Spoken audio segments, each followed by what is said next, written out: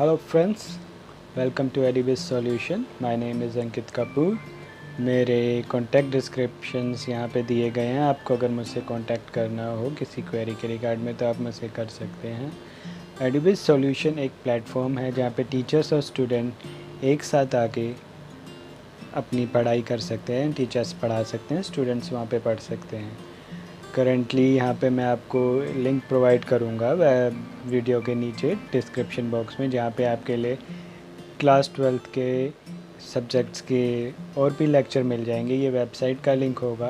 वहाँ पे आपको बिज़नेस स्टडीज़ के अलावा और भी लेक्चर मिलेंगे, जैसे इकोनॉमिक्स का, अकाउंट्स का, और क्लास 11th के भी लेक्चर्स हैं। अगर आपका कोई फ्रेंड क्लास 11th का कोई लेक्चर लेना चाहता हो तो आप उनको बता सकते हैं।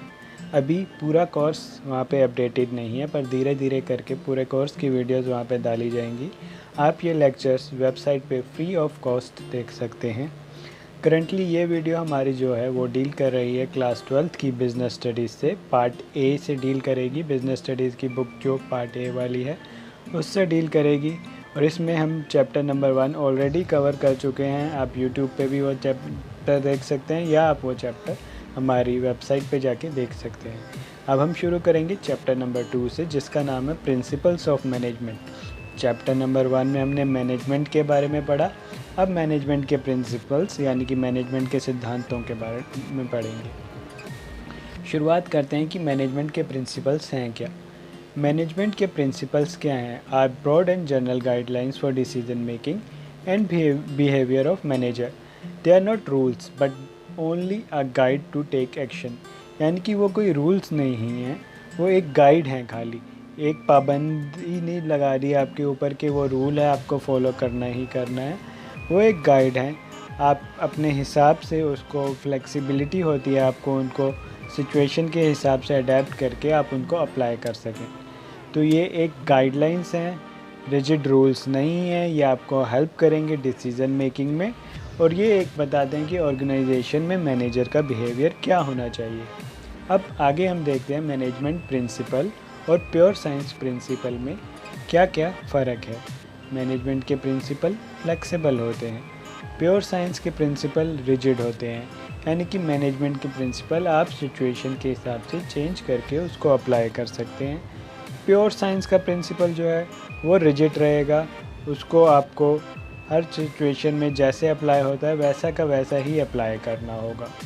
अगला हम देखते हैं एप्लीकेशन के बेस में। They have to be applied creatively.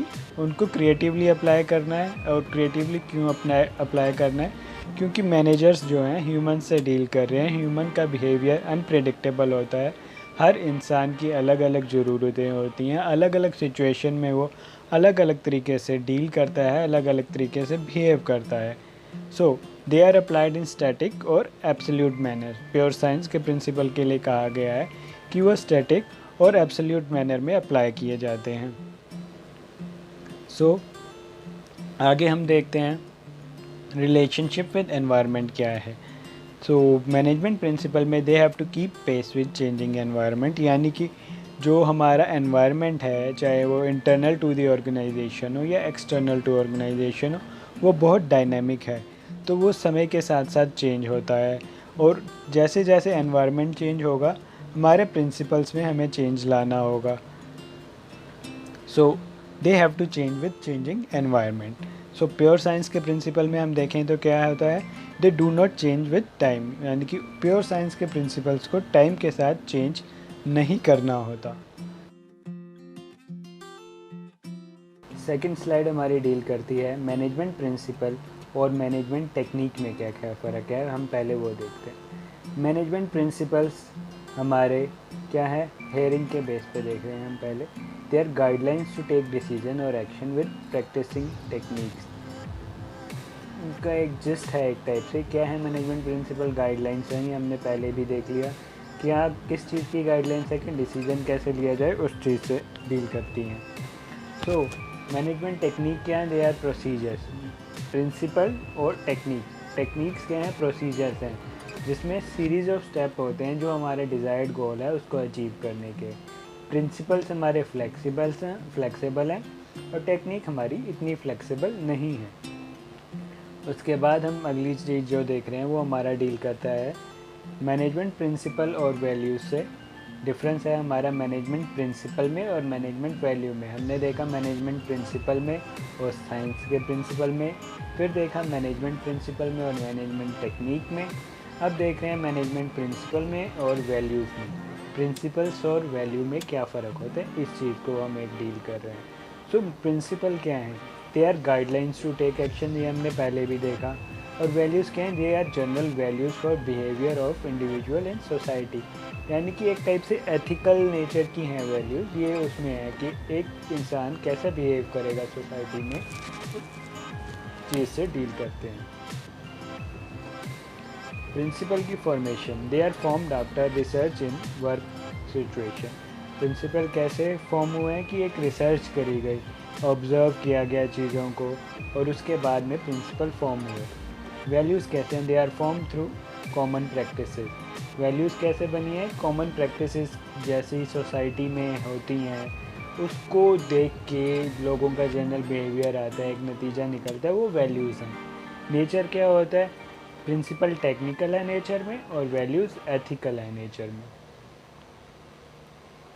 आगे देखते हैं हम। आगे आता है कि नेचर कैरेक्टरिस्टिक और फीचर्स क्या हैं प्रिंसिपल ऑफ मैनेजमेंट के। ये C2FBPUG लिखा हुआ है, ये निमोनिक्स हैं। इनको आपको अगर याद करने के लिए कोई शॉर्टकट चाहिए कि किस चीज़ में, किस टॉपिक में क्या क्या पॉइंट आ रहे हैं, तो ये आप देख सकते हैं, ऐसे याद कर सकते हैं। जैसे यहाँ पे जो यू आ रहा है उससे मतलब है यूनिवर्सल एप्लीकेशन। ऐसे निमोनिक्स बनाए हैं पॉइंट के, जो मेन वर्ड्स हैं उनको लेके आपके लिए याद करना। अगर इससे आसान होता तो आप ऐसे भी कर सकते हैं। तो हम सबसे पहले देखते हैं यू से, यूनिवर्सल एप्लीकेशन। यूनिवर्सल एप्लीकेशन क्या है, principle of management are applicable to all kind of organisation irrespective of size, चाहे छोटी हो या बड़ी हो, और या उनका नेचर क्या हो, उनका बिज़नेस क्या हो, गवर्नमेंटल बिज़नेस कर रही हैं, गवर्नमेंट की ऑर्गेनाइजेशन है या सोशल हैं, NGO उस टाइप में है, किसी भी टाइप की ऑर्गेनाइजेशन हो, हर टाइप की ऑर्गेनाइजेशन में प्रिंसिपल्स ऑफ मैनेजमेंट अप्लाई करेंगे। हमने फर्स्ट चैप्टर में पढ़ा था नेचर्स किसका, मैनेजमेंट का। यहाँ पे नेचर किसका, प्रिंसिपल ऑफ मैनेजमेंट का। तो अगर आपको एग्ज़ाम में क्वेश्चन आएगा, आपको ध्यान देना होगा कि नेचर कैरेक्टरिस्टिक मैनेजमेंट के पूछें या प्रिंसिपल ऑफ मैनेजमेंट के पूछें, आप आंसर उस हिसाब से लिखना। कई बार होता है स्टूडेंट कंफ्यूज हो जाता है और गलत आंसर लिखा था, तो आपको यहाँ पे ध्यान देना होगा। सो सेकंड पॉइंट हम देखते हैं, the extent of the application varies depending on the nature and size of organisation. तो किस एक्सटेंट तक ये अप्लाई होगी वो डिपेंड करता है नेचर और साइज ऑफ द ऑर्गेनाइजेशन के हिसाब से। आगे देखते हैं general guidelines. The principle of management are general guidelines to managerial action but do not provide readymade straitjacket solution to all management problem. यानी कि ये जनरल गाइडलाइंस हैं, पर ये नहीं है कि आपके ऑफिस में अगर आप मैनेजर हैं, आप किसी ऑफिस को मैनेज कर रहे हैं, उसमें कोई सिचुएशन आई, आप बुक खोलोगे, देखोगे इस बुक में ये तरीका दिया गया है इस सिचुएशन को डील करने का, वो तरीका अप्लाई करोगे और सिचुएशन सॉल्व नहीं। ये आपको बस एक गाइडलाइन दे देंगी कि अगर आपको मार्केट्स में थोड़ी अपना सिचुएशन में मार्केट में पकड़ बढ़ानी है तो आप क्या क्या टेक्निक्स फॉलो कर सकते हैं, कैसे देख सकते हैं आपको मार्केट में अपना आउटपुट कैसे बढ़ाना है, उसके तरीके क्या क्या हो सकते हैं, ये आपको वो बता देंगे। पर वो तरीके आप असल में मार्केट सिचुएशन में जाके कैसे अप्लाई करोगे वो पूरा नहीं बता सकता। ये गाइडलाइंस है, बस प्योर रूल्स नहीं है कि वो अप्लाई हो ही जाएंगे। So this is so because real business situation varies, you know क्यों, this is so because real business situation are very complex and dynamic. क्योंकि असली जो बिज़नेस सिचुएशन होती हैं वो कॉम्प्लेक्स होती हैं और डायनामिक होती हैं, यानी कि बहुत ज़्यादा चीज़ें इन्वॉल्व होती हैं, डायनामिक होती हैं, वो चेंजिंग इन नेचर होती हैं, चेंजेस विद टाइम, और बड़े सारे पर्सपेक्टिव्स उसमें इन्वॉल्व होते हैं। The same principle may different in strength in different organisation. एक प्रिंसिपल एक ऑर्गेनाइजेशन में अलग तरीके से लगाया जा सकता है और दूसरी ऑर्गेनाइजेशन में अलग तरीके से लगाया जा सकता है। सो प्रिंसिपल बने कैसे हैं, जनरल एप्लीकेबिलिटी हमने यूनिवर्सल एप्लीकेबिलिटी देख लिया, जनरल गाइडलाइंस देख लिया। अब देख रहे हैं कि बने कैसे हैं। बने कैसे हैं, form by practice and experiments, यानी कि प्रैक्टिस से बने हैं और एक्सपेरिमेंटेशन से बने हैं।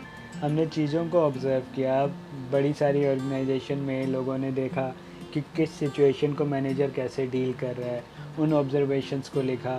बहुत सारी ऑर्गेनाइजेशन में ये चीज़ों को देखा गया और किस टाइप की ऑर्गेनाइजेशन में किस चीज़ को सॉल्व करने के लिए क्या क्या किया जा सकता है, उसकी एक जनरल गाइडलाइंस बना ली। ज़रूरी नहीं है कि उस चीज़ से वो प्रॉब्लम सॉल्व हो ही जाए, पर जनरल वे में वो चीज़ों को ऑब्ज़र्वर ने देखा कि जनरल वे में इन चीज़ों से सॉल्व हो रही हैं, तो उसने अपनी ऑब्जर्वेशंस लिखी और वो ऑब्जर्वेशंस हमारी प्रैक्टिस से और एक्सपेरिमेंटेशन से आई।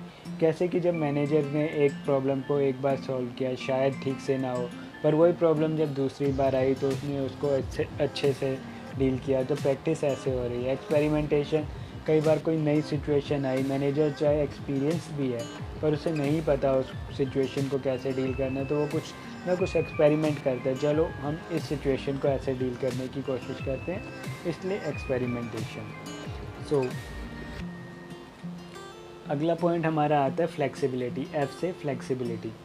फ्लेक्सिबिलिटी में हम डील कर रहे हैं management principle are not as rigid as in case of pure science principle. हमने पहले भी देखा कि प्योर साइंस के प्रिंसिपल रिजिड हैं, पर मैनेजमेंट के प्रिंसिपल रिजिड नहीं हैं। दे आर फ्लेक्सिबल, वो फ्लेक्सिबल हैं and can be modified by manager as per change in business environment. वो फ्लेक्सिबल हैं और बिजनेस एनवायरनमेंट में जैसे जैसे चेंज होता है उसमें मैनेजर अपनी मॉडिफिकेशन डाल सकते हैं। ज़रूरी नहीं कि जैसा प्रिंसिपल लिखा गया है वैसा का वैसा ही अप्लाई करना है। मैनेजर अपनी सोच, अपनी समझ के हिसाब से नेसेसरी मॉडिफिकेशन उसमें डाल सकता है। आगे आते हैं, डील करते हैं कंटिंजेंट से। वो कंटिंजेंट होते हैं, सी से कंटिंजेंट। सो कंटिंजेंसी से डील करते हैं। The application of management principle is contingent और dependent upon the prevailing situation at a particular point of time. यानी कि कंटिंजेंसी होती है, उसमें डिपेंड करता है कि किस सिचुएशन में क्या क्या चीज़ें हैं, उस हिसाब से वो चेंज हो सकता है, कंटिंजेंसी रहती है उसमें।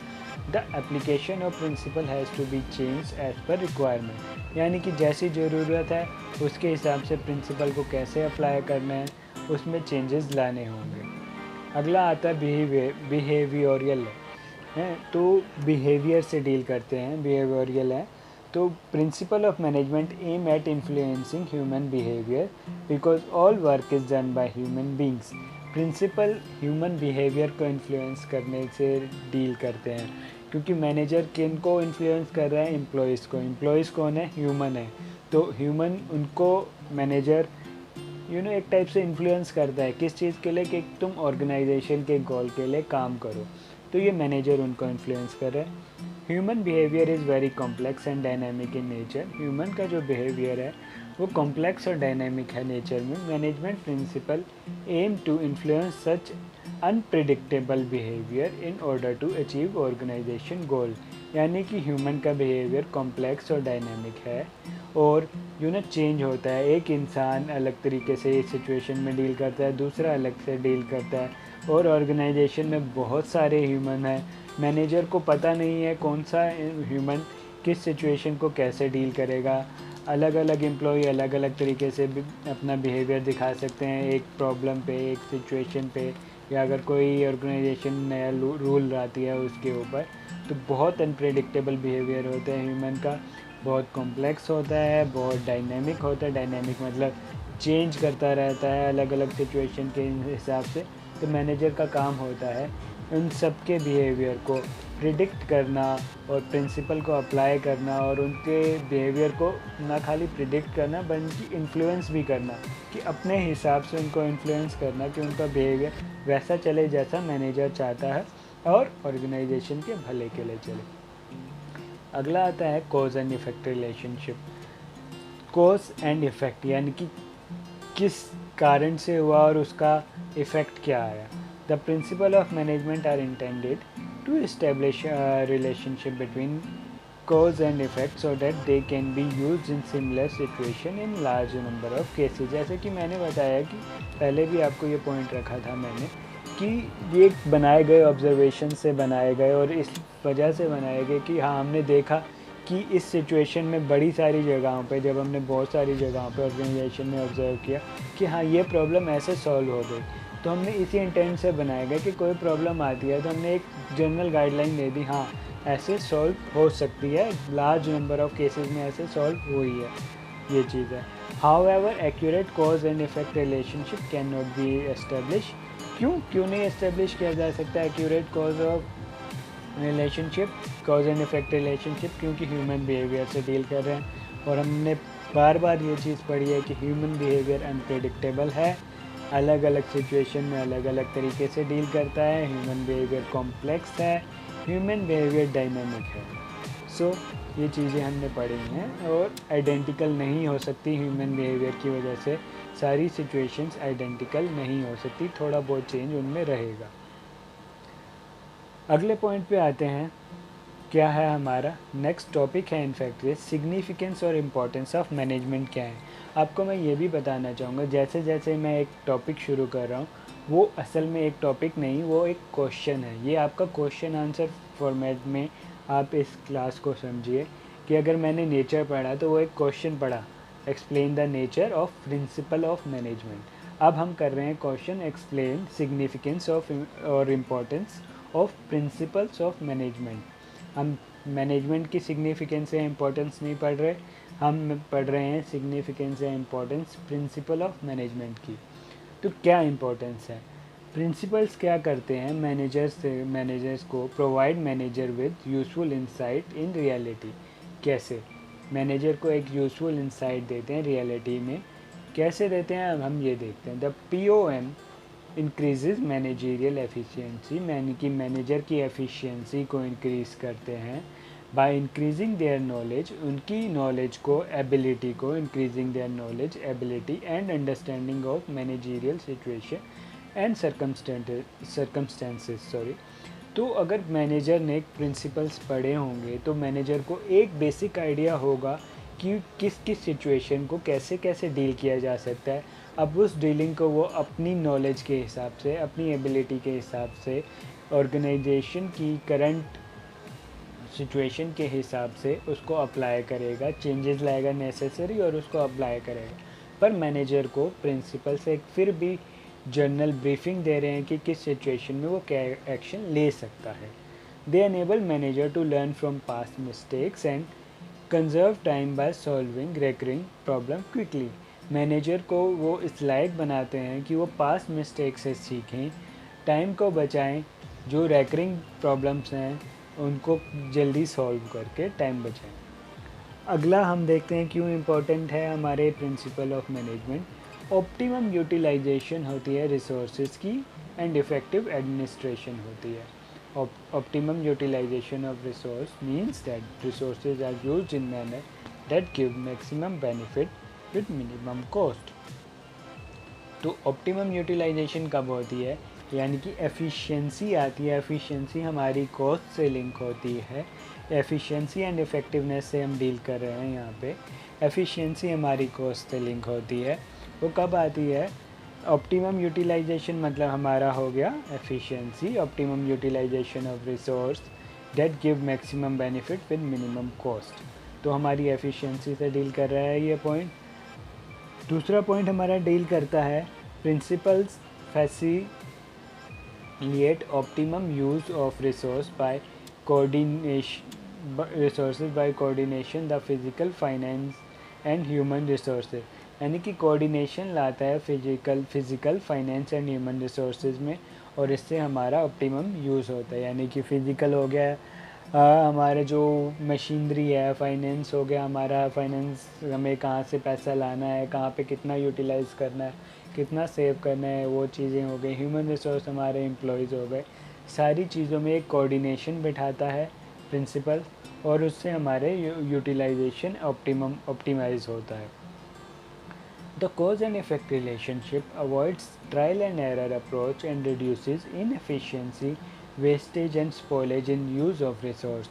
यानी कि अगर हम कॉज एंड इफेक्ट रिलेशनशिप इसमें देखते हैं, जो हमने पीछे नेचर में पढ़ा, कॉज एंड इफेक्ट रिलेशनशिप से क्या होता है कि ट्रायल एंड एरर करने की जो हमारी अप्रोच होती है वो कम हो जाती है, रिड्यूस, हमारी एफिशिएंसी रिड्यूस होती है, वेस्टेज और स्पॉइलेज हमारी कम होती है, क्योंकि हमने प्रिंसिपल्स में पढ़ा हुआ है ऑलरेडी, बुक्स में हमने ये पढ़ा कि हाँ ऐसी सिचुएशन को हम ऐसे करेक्ट कर सकते हैं। तो हम यहाँ पे अगर हमने प्रिंसिपल्स पहले से पढ़े हुए हैं तो जो सिचुएशन हमने पहले पढ़ी हुई है उस पर हम तुक्का नहीं लगाएंगे कि चलो इस सिचुएशन को ऐसे डील करके दें।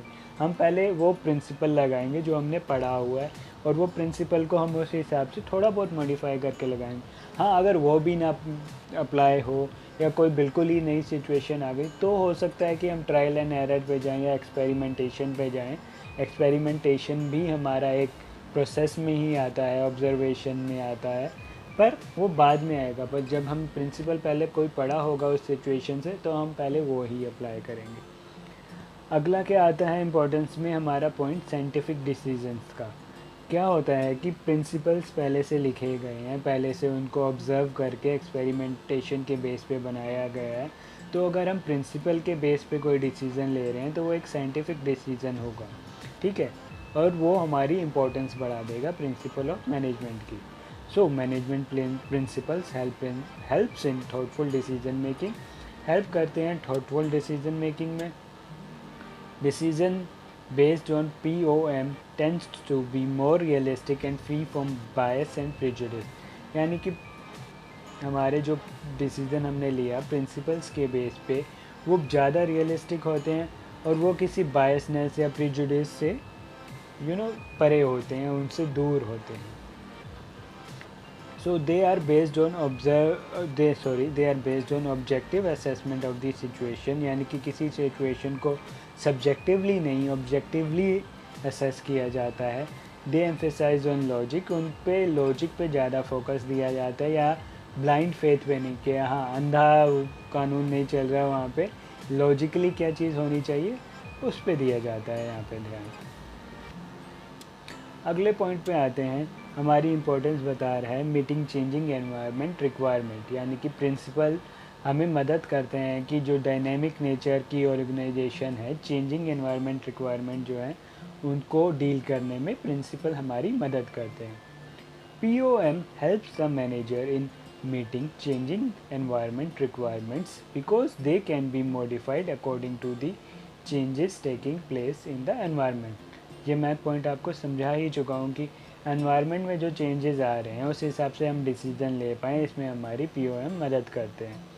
Management principles provide an effective and dynamic leadership and help the organisation to implement the change, यानी कि मैनेजमेंट प्रिंसिपल हमारा प्रोवाइड कर रहा है, एक इफ़ेक्टिव एंड डायनेमिक लीडरशिप हमें प्रोवाइड कर रहा है और ऑर्गेनाइजेशन को चेंज इम्प्लीमेंट करने में मदद कर रहा है।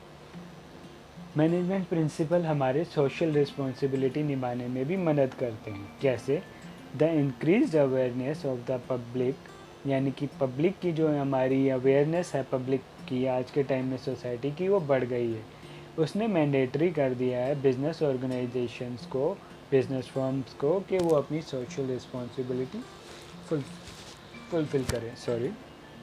POM not only helps in achieving organisational goal, POM खाली ऑर्गेनाइजेशनल गोल को अचीव करने में मदद नहीं कर रहे, but also guide manager in performing social responsibility. Manager को इस चीज़ में भी मदद कर रहे हैं कि सोशल रिस्पॉन्सिबिलिटी को वो फुलफ़िल कर सकें, यानी कि खाली ऑर्गेनाइजेशनल नहीं, सोशल रिस्पॉन्सिबिलिटी को भी फुलफ़िल करने में मदद करते हैं। एग्जाम्पल दिया गया है, principles of equity emphasises on fair treatment to all workers in an organisation, यानी कि एक प्रिंसिपल है जिसको कहा जाता है प्रिंसिपल ऑफ इक्विटी। उसका एम्फेसिस क्या है कि सारे जो हमारे वर्कर हैं ऑर्गेनाइजेशन में उनको फेयर ट्रीटमेंट मिले, सबको इक्वली डील किया जाए, बड़ा छोटा ना देखा जाए। अगर कोई सिचुएशन है, मान लीजिए किसी मैनेजर और किसी एम्प्लॉय में, सबॉर्डिनेट में अगर कोई मतभेद हुआ है, वो आगे एम्प्लॉय ऑर्गेनाइजेशन उससे डील कर रही है, तो मैनेजर का फेवर इसलिए ना लिया जाए क्योंकि वो मैनेजर है, सीनियर पोस्ट पे है, बायस ना हो, फेयर ट्रीटमेंट मिले, ये चीज़ है। अगला आता है management training, education and research. Principle से मैनेजमेंट ट्रेनिंग देने में, एजुकेशन देने में, रिसर्च करने में हमें मदद मिलती है। कैसे? The principle help to increase knowledge, the principles helps to increase knowledge and are used as a basis for management training, education and research. यानी कि मैनेजमेंट ट्रेनिंग के लिए, एजुकेशन के लिए, रिसर्च के लिए एक बेस बनाते हैं और इससे हमारी नॉलेज बढ़ती है। Principles have also been included in graduate courses like BCom, BBA, MBA et cetera and post graduate courses like MBA। यानी कि मैंने MBA गलती से वहाँ पे बोल दिया, पोस्ट ग्रेजुएट कोर्सेज में भी इनको डाला गया प्रिंसिपल्स को, ताकि मैनेजरियल स्किल बढ़ सके मैनेजर के। These principle enable refinement of management practices and facilitate development of new management techniques. क्या करते हैं ये प्रिंसिपल? हमें एनेबल करते हैं मैनेजमेंट प्रैक्टिसेस को रिफ़ाइन करने के लिए और नई टेक्निक्स नई डेवलप करने के लिए। तो आगे बढ़ते हैं। अब हम आ गए अगले टॉपिक पे या अगले क्वेश्चन पे। हमारे ये क्वेश्चन हमारा डील करता है failures principles of management. Fuels principal of management. हमने यहाँ पे डील करना है पहले फ्यूल्स के प्रिंसिपल से। फ्यूल्स ने हमें प्रिंसिपल दिए, उसके लिए आप यहाँ पे देख सकते हैं निमोनिक दिया गया है S3 ड्यू टू और कोरिया CORIA। अब हमारे यहाँ पे प्रिंसिपल्स, टेलर्स के प्रिंसिपल हमने पढ़ने हैं, फ्यूल के प्रिंसिपल हमने पढ़ने हैं। यहाँ पे हम पहले डील कर रहे हैं फ्यूल के प्रिंसिपल से। फ्यूल के प्रिंसिपल अगर हम देखें तो वो डील कर रहे हैं एक टाइप से काम से लिंक होके आ रहे हैं। हम ये देखते हैं कैसे कैसे काम किया जाना चाहिए ऑर्गेनाइजेशन में, क्या हायरार्की होनी चाहिए, उस चीज़ से डील करते हैं। तो हम शुरुआत करते हैं सबसे पहले पॉइंट से, जो है हमारा division of work. Division of work refers to dividing the work into compact jobs and allocating these compact jobs to different individuals as per their competency, qualification and experience। यानी कि ऑर्गेनाइजेशन में जितना हमारा काम होता है उसको अलग अलग छोटे छोटे कामों में हम डिवाइड करेंगे। फॉर एग्ज़ाम्पल फाइनेंस को रखा, ह्यूमन रिसोर्स को रखा, HR डिपार्टमेंट रखा, हमने एक ऑपरेशन डिपार्टमेंट रखा, अलग अलग डिपार्टमेंट बनाए। फिर उन डिपार्टमेंट में फॉर एग्ज़ाम्पल अगर हम देखें कि फ़ाइनेंस डिपार्टमेंट में हमने अलग अलग और सब डिपार्टमेंट बनाए। मान लीजिए अकाउंट्स के लिए अगर हम देखें, फाइनेंस के अंदर अकाउंट्स एक डिपार्टमेंट है फाइनेंस का, उसमें भी हम सब डिपार्टमेंट देखते हैं। मान लीजिए अकाउंट रिसीवेबल का अलग डिपार्टमेंट रखा, अकाउंट्स पेबल का अलग डिपार्टमेंट रखा, रेगुलर बैंक डीलिंग का अलग डिपार्टमेंट रखा। हमने अलग अलग डिपार्टमेंट बनाए अलग अलग काम के लिए। उसमें अलग अलग काम के लिए अलग अलग पर्सन को हमने हायर किया। हमने देखा किस काम को करने के लिए कौन से पर्सन की क्या कॉम्पिटेंसी लेवल होना चाहिए, क्या क्वालिफ़िकेशन होनी चाहिए, उसका एक्सपीरियंस कितना होना चाहिए। जैसे ऑब्वियस है फाइनेंस डिपार्टमेंट के हेड की जो क्वालिफ़िकेशन होगी वो बहुत ज़्यादा होगी एज़ कम्पेयर टू जो बेसिक लेवल अकाउंटिंग कर रहे हैं उससे। तो ये हमने काम को डिवाइड कर दिया इस हिसाब से कि हमारा काम, हमें पता हो कौन सा काम कौन सा पर्सन करेगा, उसकी क्या क्वालिफ़िकेशन होनी चाहिए और कैसे डिसीज़न लिया जाएगा। डिवीजन के क्या होते हैं? Divisions make each task simpler. अब काम डिवाइड हो गया, लोगों को पता है कि उनको कौन सा काम करना है, वो वही काम बार बार करेंगे। मान लीजिए अकाउंट्स डिपार्टमेंट का, जैसे मैंने कहा, अगर कोई पर्सन अकाउंट्स पेबल से डील कर रहा है, वो बार बार जब अकाउंट्स पेबल का काम करेगा वो अपने काम में परफेक्ट हो जाएगा। उसे पता होगा कौन सा काम उसे कैसे करना है, कौन से वेंडर को पेमेंट कब करनी है, क्या सिचुएशन है, कितने दिन में करनी है। धीरे धीरे करके वो उसमें एक्सपर्टाइज हो जाएगा। जैसे जैसे वो बार बार काम को रिपीट करके करेगा उसके लिए वो काम सिंपल हो जाएगा। जैसे जैसे वो एक्सपर्ट होगा उसकी उसमें स्पीड बढ़ेगी, उसकी एक्यूरेसी बढ़ेगी और वो उसमें स्पेशलाइज्ड हो जाएगा। So this principle applies to both managerial work and technical work. So ये जैसा कि मैंने कहा टेक्निकल वर्क, AP का एग्जांपल दिया, वो टेक्निकल वर्क हो गया। और मैनेजरियल वर्क, मैनेजर जो उस पर फाइनेंस डिपार्टमेंट का हेड है वो उसको भी धीरे धीरे करके पता है कि कौन से काम को कैसे एलोकेट करना है, कौन सी क्वेरी आई तो किसके पास मेरे को जाना है, AP के बंदे के पास जाना है, बैंक के बंदे के पास जाना है, कैसे डील करना है, वो भी धीरे धीरे करके एक्सपर्टाइज होगा किससे जाना है। उसको स्पीडली पता होगा कि हाँ ये क्वेरी आई है, मेरे को इससे पूछना है। धीरे धीरे करके उसकी भी स्पेशलाइजेशन बढ़ेगी, मैनेजर की भी। अब हम देखते हैं इसके पॉजिटिव इफ़ेक्ट क्या होते हैं। हम देखेंगे पॉजिटिव इफ़ेक्ट, और दूसरे नेगेटिव इफ़ेक्ट नहीं है, क्योंकि पॉजिटिव ही हैं इसके इफ़ेक्ट। दूसरे ये हैं कि अगर इसको ना किया जाए तो क्या कॉन्सिक्वेंस होगा। सो पॉजिटिव इफ़ेक्ट क्या है, हमने पढ़ा कि स्पेशलाइज्ड हो जाएगा, काम में माहिर हो जाएगा। दूसरा हम देखते हैं इट सिंप्लीफाइज द वर्क, काम को सिंप्लीफाई कर देता है और एफिशिएंसी बढ़ाता है, क्योंकि बार बार रिपीटिव परफॉर्मेंस से एफिशिएंसी बढ़ती है। अब हम देखेंगे कॉन्सिक्वेंसेस क्या होते हैं वायलेशन के। दिस विल बी, क्या होगा कि एफिशिएंसी कम हो जाएगी, अगर इसके होने से एफिशिएंसी बढ़ेगी, इसके ना होने से एफिशिएंसी कम हो जाएगी। अगर इसके होने से स्पेशलाइजेशन बढ़ेगी, इसके ना होने से स्पेशलाइजेशन कम हो जाएगी। अगर इसके होने से हमारी एफिशिएंसी बढ़ती है, टाइम सेव होता है, तो इसके ना होने से हमारा टाइम वेस्ट होगा, क्योंकि हमें टाइम एंड एफर्ट्स, क्योंकि हमें चेंजेस के हिसाब से there will be waste of time and effort due to changes from one work to another. यानी कि एक पर्सन अगर बहुत सारे काम कर रहा है, उसके लिए वर्क उसका डिवाइडेड नहीं है, तो टाइम वेस्ट होगा एक काम से जब वो दूसरे काम में जाएगा उस चीज़ में। अगले पॉइंट पे आते हैं फ्यूल के प्रिंसिपल में। अगला प्रिंसिपल हमारा आता है अथॉरिटी एंड रिस्पॉन्सिबिलिटी। मैंने जैसे आपको बताया है कि काम से कैसे काम का फ्लो चलना चाहिए, कैसे काम की एलोकेशन होनी चाहिए, इस चीज़ से डील करते हैं। तो काम के फ्लो, काम की एलोकेशन, काम की हायरार्की में एक पॉइंट आता है जिसको हम कहेंगे अथॉरिटी एंड रिस्पॉन्सिबिलिटी। यानी कि अथॉरिटी और रिस्पॉन्सिबिलिटी क्या होनी चाहिए। अथॉरिटी क्या होती है? अथॉरिटी होता है कि एक बंदा ऑथराइज्ड है कोई काम को करने के लिए, कोई इंस्ट्रक्शन देने के लिए, वो पर्सन ऑथराइज्ड है, ठीक है। और रिस्पॉन्सिबिलिटी क्या होती है? रिस्पॉन्सिबिलिटी होती है ऑब्लिगेशन। हाँ, अगर किसी ने अपनी अथॉरिटी को यूज़ करके आपको कोई काम करने को बोला, तो आप ऑब्लाइज्ड हैं कि आपको वो काम करना होगा।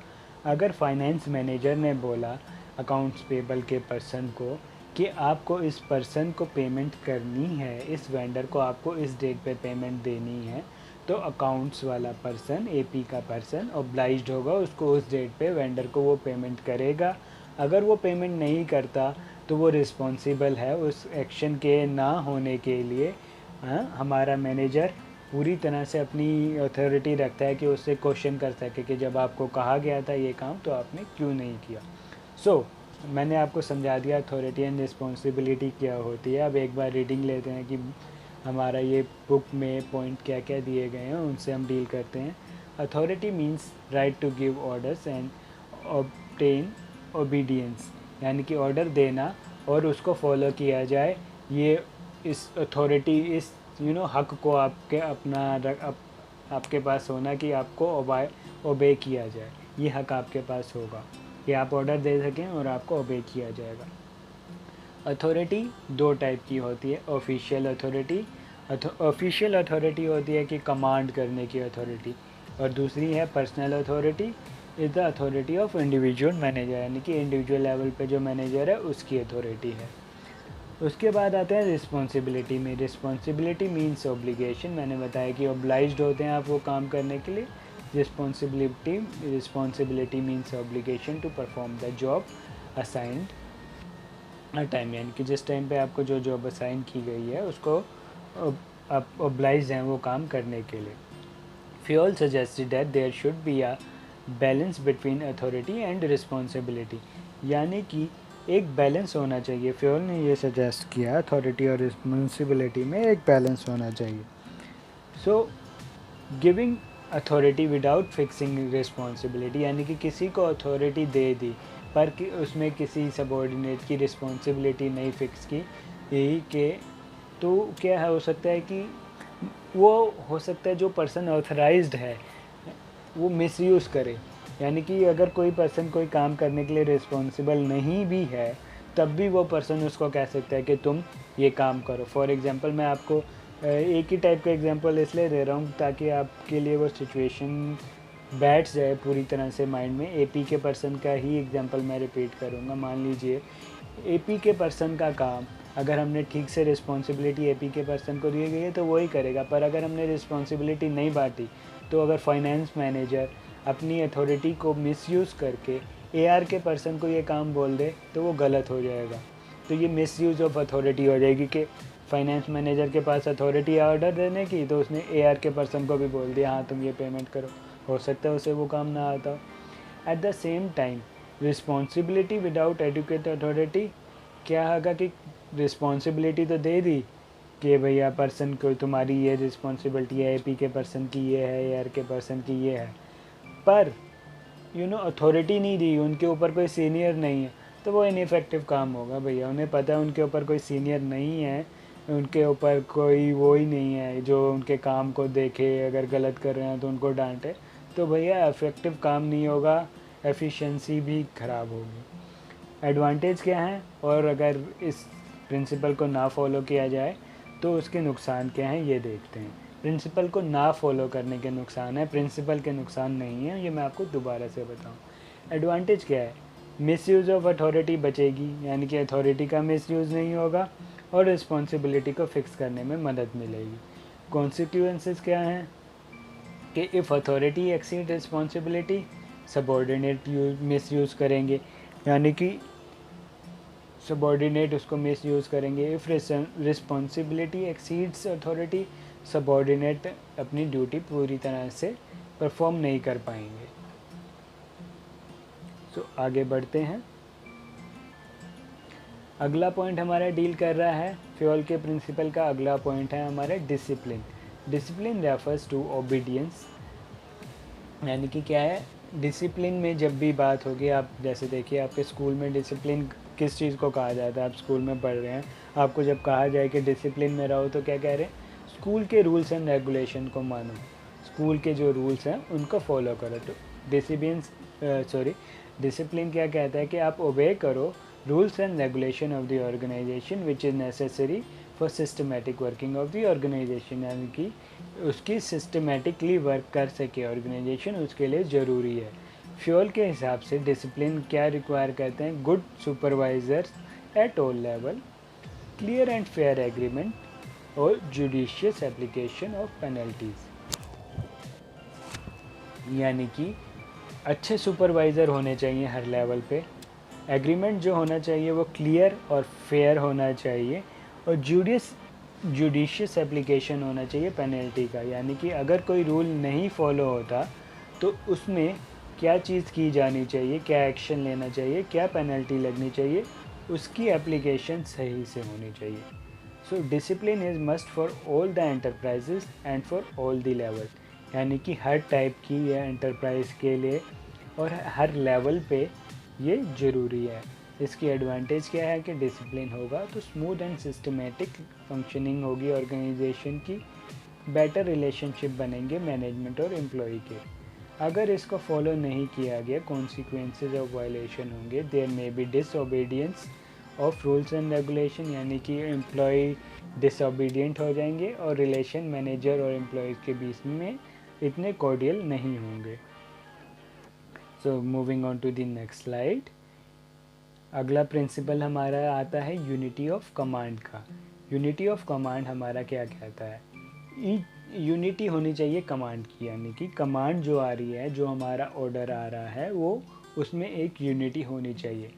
फ्योल के हिसाब से देखिए सारे पॉइंट हमारे हायरार्की से या काम के फ्लो से डील कर रहे हैं फ्योल के प्रिंसिपल में। ये मैं आपको अभी बार बार बता रहा हूँ क्योंकि इसको जब हम टेलर के प्रिंसिपल पे आएंगे तब मैं आपको कंपेयर करूँगा। सो फ्योल के प्रिंसिपल में आगे हम कहते हैं यूनिटी ऑफ कमांड में each subordinate should receive orders and be accountable to one and only one supervisor, यानी कि एक सबॉर्डिनेट पे एक सुपरवाइज़र होना चाहिए, उसको उससे ऑर्डर मिलने चाहिए और वो उसी के ऑर्डर फॉलो करेगा। बड़े सारे सुपरवाइज़र अगर उस पर हो जाएंगे तो उसको पता नहीं होगा कि किसका ऑर्डर फॉलो करना है, और हो सकता है वो सिचुएशनल एडवांटेज भी ले इसकी कि मान लीजिए बोल दे, एक सुपरवाइज़र को बोले मैं तो इसलिए काम नहीं कर पाया क्योंकि दूसरे ने मेरे को ये काम दिया था, और दूसरे को उल्टा बोल दे कि मैं इसलिए नहीं कर पाया क्योंकि मेरे को पहले ने ये काम दिया था। तो वो सिचुएशनल एडवांटेज ना ले, आपको ये चीज़ भी देखनी है। ठीक, each subordinate should receive order and be accountable to one and only one supervisor. These principle resemble military organization, यानी कि मिलिट्री में ऐसे प्रिंसिपल फॉलो होते हैं। ये जहाँ पे जब प्रिंसिपल बना तो मिलिट्री की वो बेस लेके बना। If an employee gets order from 2 or more supervisors at the same time, the principle of unity of command is violated. ठीक है, एडवांटेज क्या है कि कन्फ्यूजन नहीं रहती सबऑर्डिनेट के माइंड में, रिस्पॉन्सिबिलिटी आसानी से फिक्स की जा सकती है और बेटर परफॉर्मेंस होगा as subordinate receive order from one supervisor only. Consequences क्या होंगे वायलेशन के? Create confusion for subordinate as to whose order be complied, यानी कि सबऑर्डिनेट कंफ्यूज हो सकता है कि किसका ऑर्डर माने. रिस्पॉन्सिबिलिटी फिक्स करने में हमें दिक्कत आएगी. डिसिप्लिन यहाँ से ख़राब होगा और स्टेबिलिटी ऑफ ऑर्गेनाइजेशन पे एक थ्रेट आता है. अगले पॉइंट में आते हैं यूनिटी ऑफ डायरेक्शन. पहले हमने पढ़ा यूनिटी ऑफ ऑर्डर, अब पढ़ रहे हैं unity of direction. Implies that there should be one head one plan for group of activities having same objective, यानी कि implies that there should be one head and one plan for the group of activities having same objective.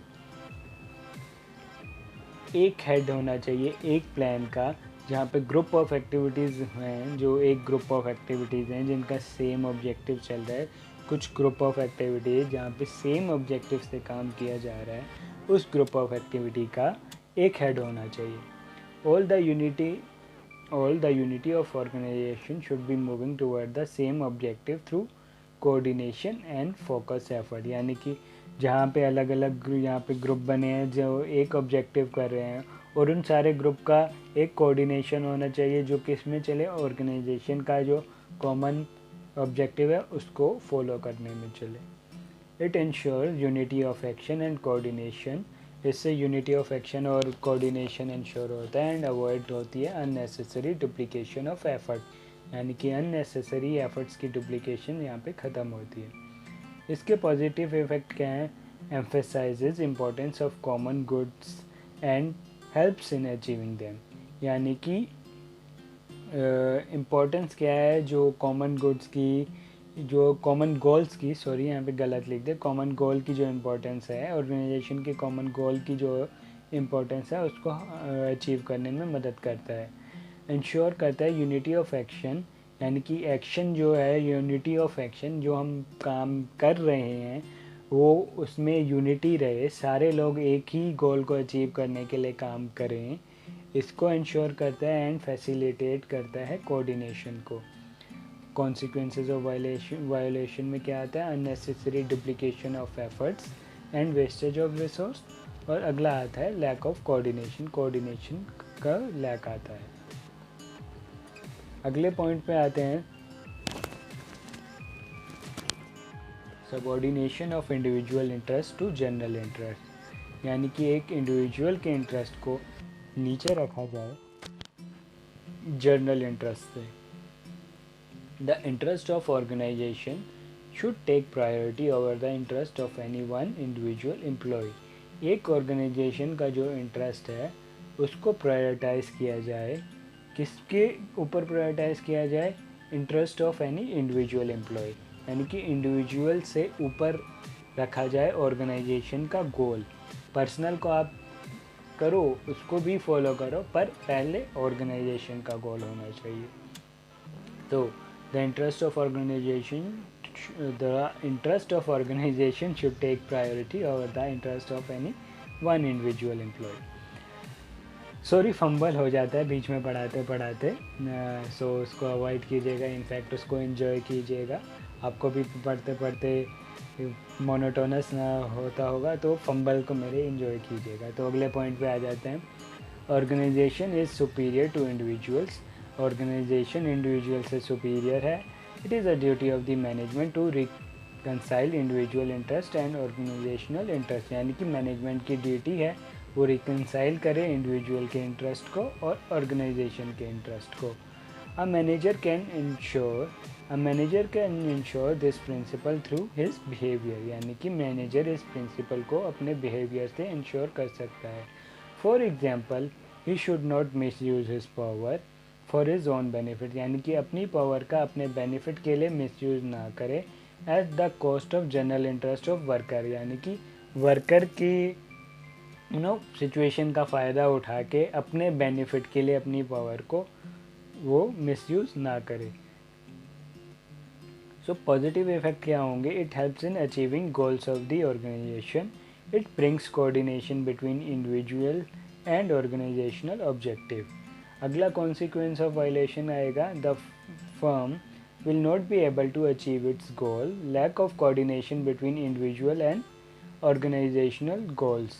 सो यहाँ पे मेरे ख्याल से कहीं पे typing में गलती हुई है, जहाँ जहाँ गोल लिखना था वहाँ वहाँ गुड्स आया है कई जगह पे, मतलब यहाँ पे गोल ठीक आया, यहाँ पे गुड्स आया, पता नहीं क्यों, पर यहाँ पे गोल होना चाहिए था, तो इसको माफ़ कीजिएगा, मुझे टाइपिंग एरर है।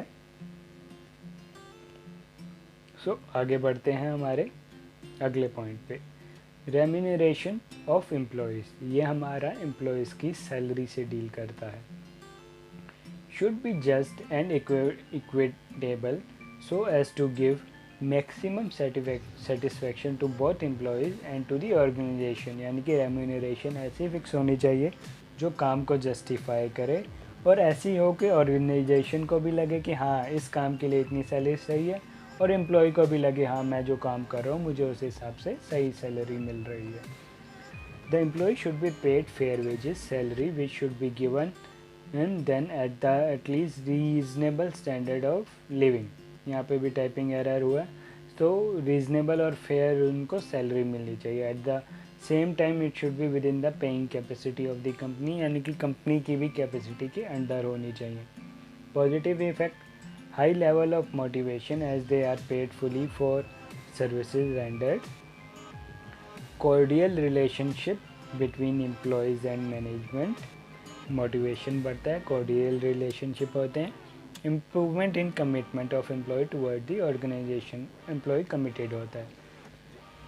consequences क्या होंगे वायलेशन के? मोटिवेशन नहीं होगा एम्प्लॉय में, unhealthy negotiation between employees and management होंगी, नेगोशिएशंस में दिक्कत आएंगी, इंक्रीज़ इन लेबर टर्नओवर, यानी कि लेबर जल्दी जल्दी ऑर्गेनाइजेशन छोड़ के जाएगा, लेबर की ऑर्गेनाइजेशन छोड़ने की जो होगी रेंज वो फ्रीक्वेंसी बढ़ेगी।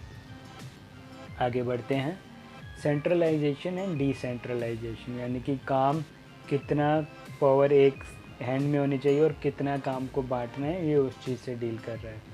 Centralisation refer to concentration of decision making by top level management, whereas decentralization refer to evenly distribution of authority at all level of management। Centralisation कहता है कि डिसीजन खाली टॉप लेवल में मैनेजमेंट लेगी, और decentralisation कहता है कि डिसीजन को प्रॉपरली इवनली डिस्ट्रीब्यूट किया जाए हर लेवल ऑफ मैनेजमेंट में, टॉप, मिडल और सबॉर्डिनेट लेवल पे। So there is need to be balance subordinate involvement through decentralization and managers retention of final authority through centralization। यानी कि फाइनल अथॉरिटी सेंट्रलाइजेशन के through manager पर डाल दी जाए और सबॉर्डिनेट की इन्वॉल्वमेंट भी हो डिसेंट्रलाइजेशन में। इसमें एक प्रॉपर बैलेंस मेंटेन करके चलना होगा, यानी कि दोनों चीज़ें ज़रूरी हैं। ऐसा नहीं कि खाली सेंट्रलाइजेशन ज़रूरी है या खाली डिसेंट्रलाइजेशन जरूरी है, दोनों चीज़ें ज़रूरी हैं और एक बैलेंस बना के हमें चलना होगा। The degree of centralisation and decentralisation depends upon the experience of superior, ability of subordinate, size of organisation, यानी कि सुपीरियर के एक्सपीरियंस पे, सबॉर्डिनेट्स की एबिलिटी पे, उनकी क्षमता पे, और ऑर्गेनाइजेशन के साइज पे डिपेंड करता है। Too much centralisation leads to delay in work and complete decentralization leads to loss of control by top management। यानी कि बहुत ज़्यादा सेंट्रलाइज्ड होगा तो काम देरी से होगा, और अगर बहुत ज़्यादा डिसेंट्रलाइज्ड होगा तो टॉप लेवल मैनेजमेंट का कंट्रोल नहीं होगा। पॉजिटिव इफेक्ट क्या है इसके प्रिंसिपल के? Lead to quick decision making at middle and operational level, जल्दी डिसीजन लिया जाएगा क्योंकि उनके पास पावर होगी। Decreases work of load of superior, workload भी सुपीरियर का कम हो जाएगा क्योंकि थोड़ी बहुत पावर उन्होंने मैनेजर्स नीचे मिडिल लेवल पे दे दी, सबॉर्डिनेट लेवल पे दे दी, तो टॉप लेवल का वर्कलोड कम हो गया।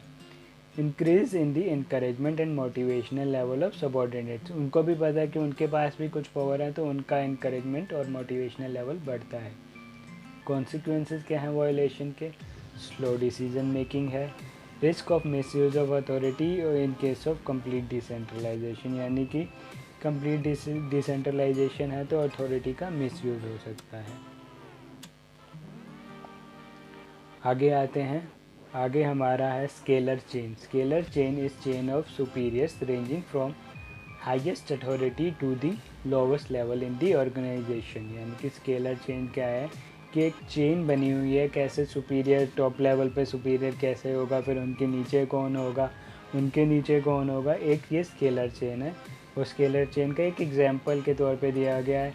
ये टॉप लेवल पे, फिर उनके अंडर 2 लोग हैं, फिर उन बी के अंडर एक है, एफ़ के अंडर एक है, ऐसे ऐसे एक पूरी चेन बनी हुई है। सो ये सब ए के अंडर ये सारे एक चेन में आ रहे हैं, एक और ए के ही अंडर ये सारे अलग चेन में आ रहे हैं, तो एक चेन बनी हुई है। ये इसको कहते हैं स्केलर चेन। सो हम आते हैं, organisation should have a chain of authority and communication that runs from top to bottom and should be followed by managers and the subordinate. यानी कि जो हमने अभी जैसे चेन का एग्जांपल देखा, वो टॉप से बॉटम लेवल पे जा रही है और उसको फॉलो करना होगा। यानी कि उसमें जो अथॉरिटी एंड रिस्पॉन्सिबिलिटी की चेन आएगी उसको फॉलो करना होगा। Scalar chain is crucial to ensure unity of command and effective communication in the organisation.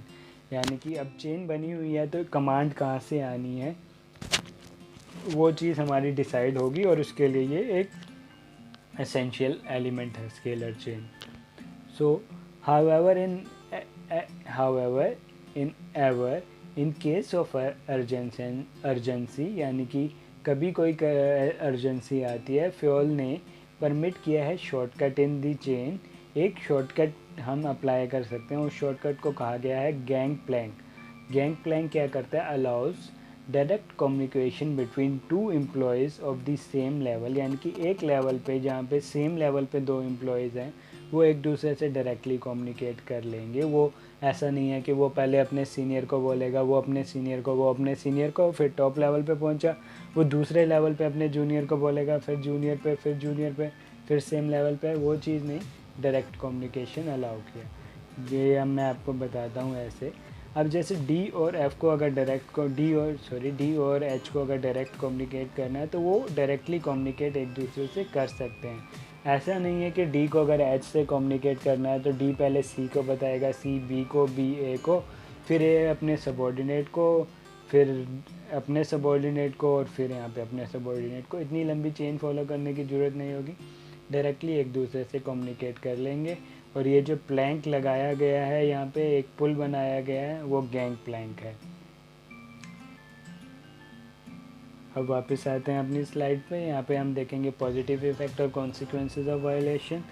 Positive effect है orderly and smooth function of communication, clear line of authority and responsibility बनती है। हमें पता है कैसे अथॉरिटी आएगी और किसकी रिस्पॉन्सिबिलिटी रहेगी, ठीक है। बेटर रिलेशनशिप बनेंगे सबॉर्डिनेट में और सुपीरियर में, जब हमारे पास एक क्लियरिटी होगी अथॉरिटी रिस्पॉन्सिबिलिटी की। यूनिटी ऑफ कमांड होगी, हमें पता है कि कमांड कैसे आनी है, डायरेक्शन हमें पता है, तो कन्फ्यूजन नहीं होगी। कॉन्सिक्वेंसेज ऑफ वायलेशन क्या है, इंफॉर्मेशन में not flow in orderly direction, सही से डायरेक्शन में इंफॉर्मेशन नहीं फ्लो होगी, मान लो ज़िगज़ैग पैटर्न में हो रही है, वो गलत है। अथॉरिटी एंड रिस्पॉन्सिबिलिटी क्लियर नहीं होगी, अनहेल्दी रिलेशन होंगे सबॉर्डिनेट और सुपीरियर के, और लैक होगा यूनिटी ऑफ कमांड का। यानी कि जहाँ पे यूनिटी ऑफ कमांड हमें पता है कि यूनिटी कमांड की, यहाँ पे यूनिटी ऑफ डायरेक्शन नहीं है, यूनिटी ऑफ कमांड है, तो हमें पता है कि कमांड की हमारी किस डायरेक्शन से आ रही है, वहाँ पे वो चीज़ हमारी लैक कर जाएगी।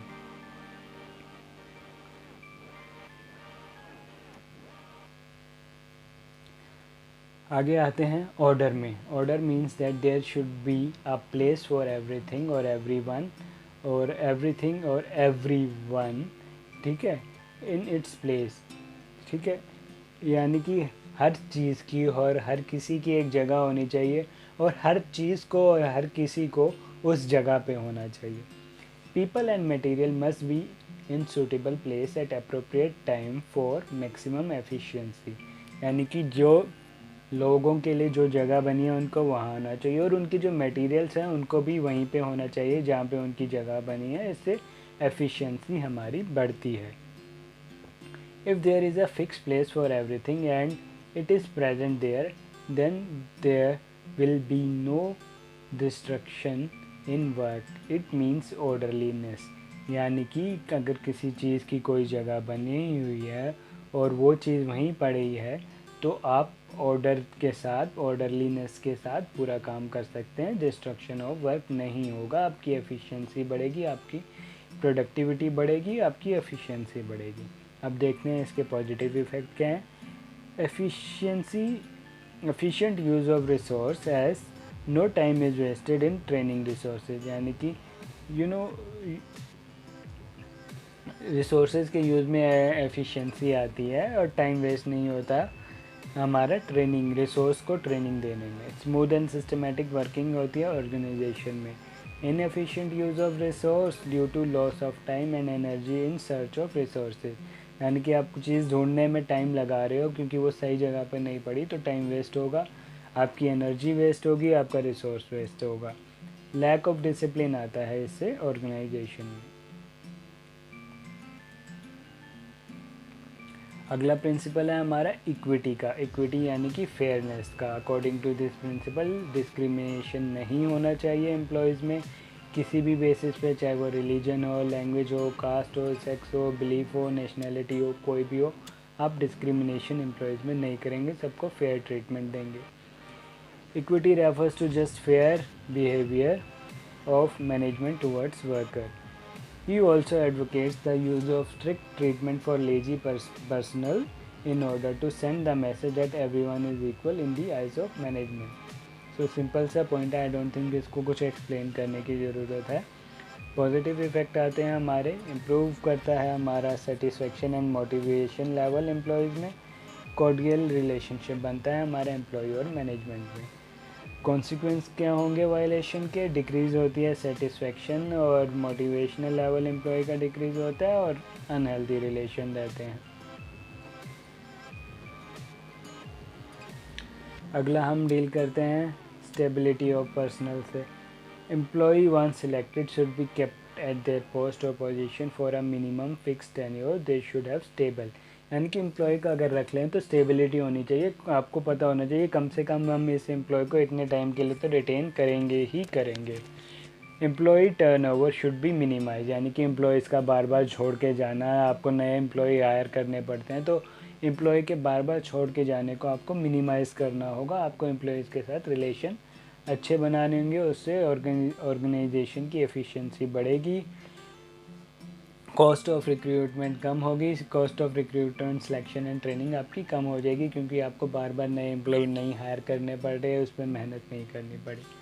पॉजिटिव इफ़ेक्ट क्या होगा कि अगर एम्प्लॉय की स्टेबिलिटी है तो एफिशिएंसी बढ़ेगी, जॉब सिक्योरिटी की पता होगा कि मेरी जॉब सिक्योर है तो वो एफिशिएंटली काम करेगा। और ऑर्गेनाइजेशन की रेपुटेशन बढ़ती है, जैसे गूगल की रेपुटेशन इस चीज़ में अच्छी बनी हुई है कि वो एम्प्लॉय फ्रेंडली ऑर्गेनाइजेशन है, उसकी गुडविल बनती है। कॉन्सिक्वेंस क्या होते हैं? तो गुडविल यहाँ पे बनती है तो यहाँ पे गुडविल ख़राब होती है, रेपुटेशन ख़राब होती है। अननेसेसरी लेबर टर्नओवर होगा तो डिसबिलीव का माहौल बना रहेगा ऑर्गेनाइजेशन में। लोगों को, एम्प्लॉयज़ को ऑर्गेनाइजेशन पे भरोसा नहीं होगा कि वो हमारा साथ देगी कि नहीं देगी। अगला हमारा आता है इनिशिएटिव से डील करता है हमारा point. Initiative means eagerness to initiate action without being asked to do so. So employ अपने आप काम कर ले, उसे पता हो कि ये काम मेरा है, मेरे को करना है, तो अपने आप कर ले, इस चीज़ का इंतज़ार ना करे कि मैनेजर मेरे को बोलेगा तभी मैं करूँगा। It means taking the first step with self motivation. यानी कि सेल्फ मोटिवेट होके वो पहला स्टेप लेके खुद ही काम कर ले। According to Fayol, subordinate should be encourage. यानी कि सबॉर्डिनेट को इनकरेज किया जाना चाहिए to make and execute plan with the prescribed limits of authority. यानी कि उनको थोड़ी बहुत लिमिट दी जाए अथॉरिटी की और उनको इनकरेज करना चाहिए कि वो उस हिसाब से प्लान बनाएं और एग्जीक्यूट करें। However, initiative does not mean going against established practice or doing something against the discipline। यानी कि इसका ये भी मतलब नहीं है कि एक प्रिंसिपल या एक रूल के खिलाफ जाके, डिसिप्लिन के खिलाफ जाके वो एम्प्लॉय एक्शन ले। पॉजिटिव इफेक्ट क्या है? Increase in mental growth and feeling of belongingness to employ. अगर उसको बोला, एम्प्लॉय को बोला जाएगा हाँ आप इस लिमिट में रह के ऐसा एक्शन ले सकते हैं, तो उसकी मेंटल ग्रोथ बढ़ेगी और उसकी बिलोंगिंगनेस ऑर्गेनाइजेशन के लिए बढ़ेगी। It increase commitment of employees towards the organisation. Employ की कमिटमेंट ऑर्गेनाइजेशन के लिए क्या है वो भी बढ़ेगी। कॉन्सिक्वेंस क्या होंगे वायलेशन के? Lead to frustration among employees, यानी कि एम्प्लॉय फ्रस्ट्रेटेड फील करेगा। लैक ऑफ इनिशिएटिव में create an atmosphere of non cooperation. अगर इनिशिएटिव लेने का उसे हक नहीं दिया जाएगा तो एक नॉन कोऑपरेशन का एम्प्लॉय की ऑर्गेनाइजेशन के प्रति वो माहौल बढ़ेगा, एटमॉस्फेयर बनेगा। अगला पॉइंट हम देखते हैं एस्पिरिट डी कॉर्प्स। इसका मतलब होता है यूनिटी इज स्ट्रेंथ, यानी कि यूनिटी होनी चाहिए। Management should take responsible steps to develop a sense of belongingness and feeling of team spirit among employees, यानी कि एम्प्लॉयज़ में टीम स्पिरिट होनी चाहिए। टीम स्पिरिट होगी तभी यूनिटी होगी और इसके स्टेप मैनेजमेंट को लेने हैं। Management should promote team work specially in large organisation in order to achieve organisational objective. Management को टीम वर्क प्रमोट करना चाहिए ताकि ऑर्गेनाइजेशन का ऑब्जेक्टिव टीम एफर्ट्स की तरह मिलके अचीव किया जा सके। Production is team, together everyone achieves more, यानी कि सब साथ चलेंगे तो हम ज़्यादा अचीव कर पाएंगे। Production is team work, production is team work, और टीम को हमने एक टाइप से ये देखा गया, क्या टीम क्या है? Together everyone achieves more and require full support and cooperation of all member, यानी कि सारे मेंबर्स का टीम वर्क होने के लिए सपोर्ट चाहिए होगा। अब manager should replace I, manager को आई को रिप्लेस किससे करवाना है? वी से, यानी कि मैं से हम पे जाएं। ठीक है, ये चीज़ है। इसके अब पॉजिटिव इफेक्ट देखते हैं। Develops N atmosphere of mutual trust, helps in achievement of group गोल, यानी कि म्यूचुअल ट्रस्ट का एटमॉस्फेयर आएगा, ग्रुप गोल को अचीव करने में मदद किया करेगा और कॉर्डियल रिलेशन बनाने में करेगा। Lack of team spirit and employ अगर वायलेट होगा तो लैक ऑफ टीम स्पिरिट होगी, एम्प्लॉय में non cooperate with each other, group goal में नॉट बी अचीव, यानी कि ग्रुप का जो कॉमन गोल है वो ना अचीव कर सकें, और अनहेल्दी रिलेशनशिप बनेंगे मैनेजर और वर्कर के। सो इस क्लास में फ़िलहाल के लिए इतना ही। बहुत लंबा लेक्चर हो गया है, ये पूरा चैप्टर एक क्लास में बनाना सही नहीं रहेगा क्योंकि ऑलरेडी अराउंड 1 घंटे से ऊपर का लेक्चर हो गया है। टेलर के प्रिंसिपल, बाकी कॉन्सेप्ट जिस चैप्टर के हम नेक्स्ट क्लास में डील करेंगे। फ़िलहाल के लिए इस क्लास के लिए हम बस करेंगे। आप भी अपने माइंड को अब रिलैक्स कीजिए, रिवाइज़ करना, पढ़ना एक बार बुक से चैप्टर को, कॉन्सेप्ट जो मैंने समझाए उनको रिकॉल करना बुक से पढ़ते वक्त कि मैंने क्या समझाया। आप इन चैप्टर को समझने की कोशिश कीजिए, रट्टा ना मारिए। आप जब कॉन्सेप्ट को समझ जाएंगे आपको पॉइंट्स याद रहेंगे और आप खुद से लिख पाएंगे कि उस पॉइंट में क्या होना चाहिए। फ़िलहाल मैं अंकित कपूर आपको गुड बाय बोलूँगा। Hope you will take care of your self. अपना ध्यान रखिए, अपनी तबीयत का ध्यान रखिए, अच्छे से पढ़िए। Good bye, take care.